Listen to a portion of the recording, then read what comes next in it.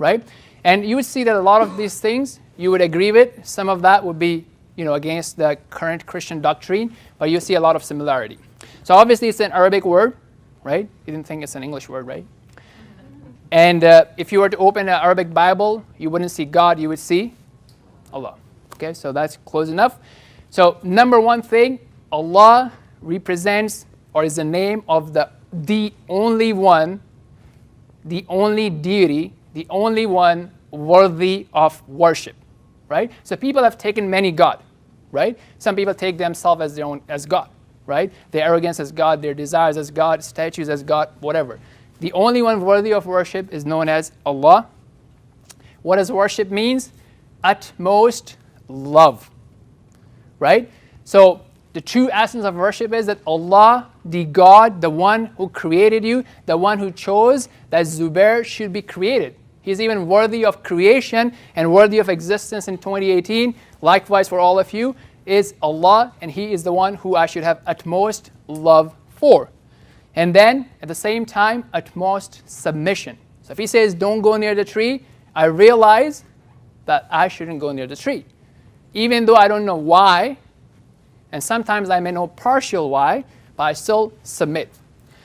Okay, one of His name is, in Arabic, is called Rabb, okay, which is translated as the Lord, okay? But that word is very comprehensive and it includes the creator of everything, right? So Allah is the ultimate creator of this phone, right? Even though it's manufactured and manifested by some other company, the ideas, the facilitation, everything else, the plan is from Allah. Had He not willed, this would not have existed. So Allah is the ultimate creator of things, objects, ideas, and so on and so forth. At the same time, right now I own the phone, right? I did not create it, I own it from a worldly perspective.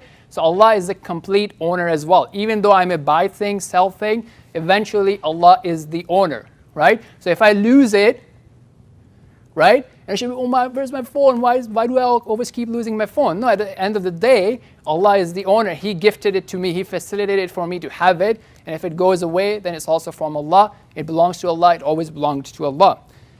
And then finally, He's also the planner. So right now, Mercedes can manufacture a car and then sell it to you. They're not the owner anymore, right? And then you are the owner. But when you are the owner, you're not completely in charge. Somebody could come and break it in, or you might have an accident, or somebody may put it on fire, or whatever, right? But for the creation of Allah, He is still in charge.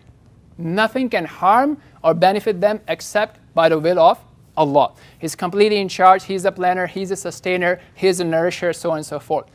Okay, He is the most merciful, right? There's no one that has more mercy towards us than Allah, right? So if I want my sins to be forgiven, the one I need to go to is Allah, right? None of you can have a more sympathetic heart for me than Allah. Neither my parents. Okay, He's the ever-living. So He has always been there. And His life is perfect and complete, which means He's never unaware. He does not sleep, He does not get tired, He is not dependent on food and nourishment, so on and so forth. If it was, it would not be a complete life, right? Okay. No one can intercede, as I said, right? So no one really owes, Allah does not owe anyone anything. So I have nothing in front of Allah, my parents have nothing, Muhammad, peace be upon him, has nothing, any other messenger, prophet, we believe has nothing, as Allah has told us. And also, you can think about it, has nothing that Allah owes to them.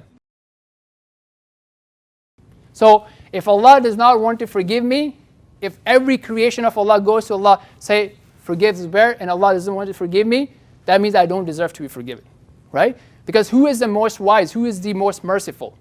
So none has the power to intercede except if Allah chooses to honor someone. Right? So let's say Allah chooses to honor Jesus, peace be upon him, or Muhammad, peace be upon him, and then say, intercede for your people. Right? So that's showing an honor for them. But they would only intercede for the people who Allah approves. Right? For example, we know that the father of Abraham, right? You guys know Abraham? Right? He is not going to paradise. Right? And Abraham cannot intercede for him. right? Nor is he worthy of to be interceded, right? So that's something to be very important, to realize the power of Allah as well as the mercy and justice of Allah. Okay, and he has complete knowledge. So I can't surprise Allah, right? So Satan did not surprise Allah by disobeying him, right? From the completeness and perfection of the knowledge of Allah is no one can surprise him. And then all these things and everything else is unique and exclusive to Allah. There's no one like him. So if I'm talking about complete knowledge, complete hearing, all that is exclusive to Allah. It does not belong to Muhammad, peace be upon him, nor any other men, or Satan, or jinn, or anybody else. Continuing on, he is the most powerful, right? So nothing, okay, yeah. So nothing can go except by his agreement, except by his approval, right? And this is something I want to talk about. So he has two types of will, right? Because if I'm saying nothing can happen except by the approval of Allah, you go, what about that guy who killed like a 5-year-old, right? Is that approved by Allah? So that's why it's important to understand there are two types of will of Allah. Okay? The one will is basically the universal will.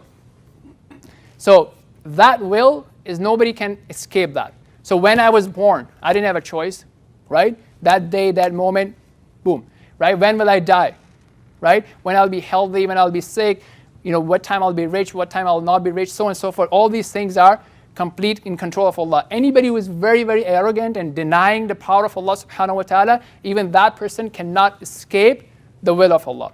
Okay? Then there's other forms of will of Allah, which is his legal will, right? And he gives a choice. So like as we started in the beginning, Satan had a choice.